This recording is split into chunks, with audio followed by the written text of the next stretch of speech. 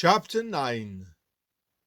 Then the Lord said unto Moses, Go in unto Pharaoh and tell him, Thus saith the Lord God of the Hebrews, Let my people go, that they may serve me.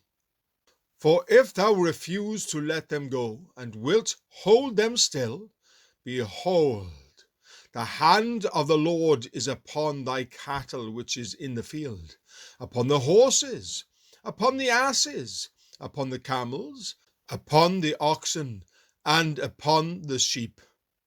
There shall be a very grievous murrain. And the Lord shall sever between the cattle of Israel and the cattle of Egypt. And there shall nothing die of all that is the children's of Israel.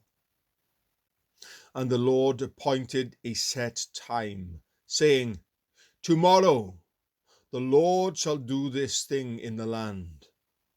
And the Lord did that thing on the morrow, and all the cattle of Egypt died. But of the cattle of the children of Israel died not one. And Pharaoh sent, and behold, there was not one of the cattle of the Israelites dead. And the heart of Pharaoh was hardened, and he did not let the people go. And the Lord said unto Moses and unto Aaron, Take to you handfuls of ashes of the furnace, and let Moses sprinkle it toward the heaven in the sight of Pharaoh, and it shall become small dust in all the land of Egypt, and shall be a boil breaking forth with blains upon man and upon beast throughout all the land of Egypt. And they took ashes of the furnace and stood before Pharaoh, and Moses sprinkled it up toward heaven, and it became a boil breaking forth with blains upon man and upon beast.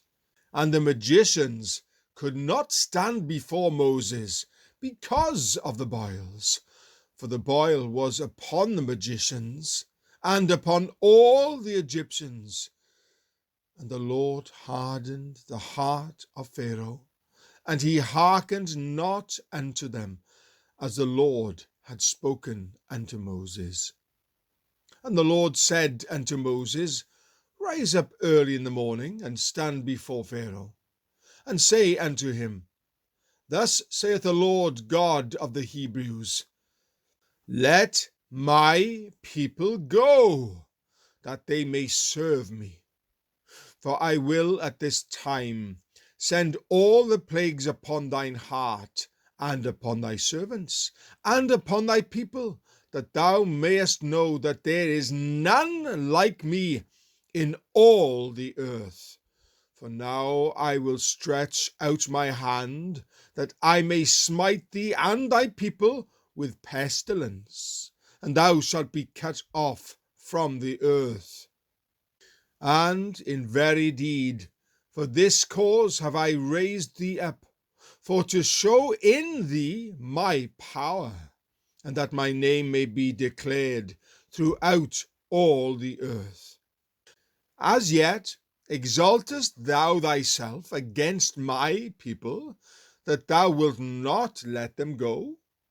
Behold, tomorrow about this time I will cause it to rain a very grievous hail, such as hath not been in Egypt since the foundation thereof, even until now.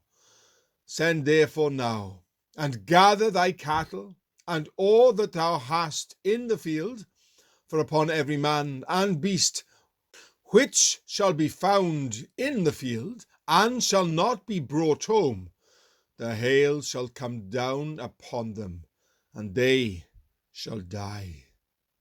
He that feared the word of the Lord among the servants of Pharaoh made his servants and his cattle flee into the houses, and he that regarded not the word of the Lord left his servants and his cattle in the field.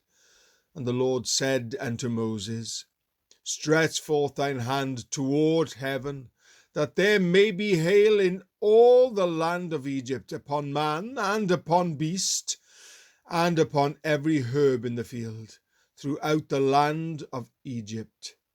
And Moses stretched forth his rod toward heaven, and the Lord sent thunder and hail, and the fire ran along the ground, and the Lord rained hail upon the land of Egypt. So there was hail, and fire mingled with the hail, very grievous, such as there was none like it in all the land of Egypt, since it became a nation. And the hail smote throughout all the land of Egypt, all that was in the field, both man and beast.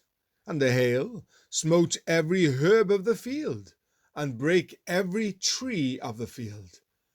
Only in the land of Goshen, where the children of Israel were, was there no hail. And Pharaoh sent and called for Moses and Aaron, and said unto them, I have sinned this time. The Lord is righteous, and I and my people are wicked.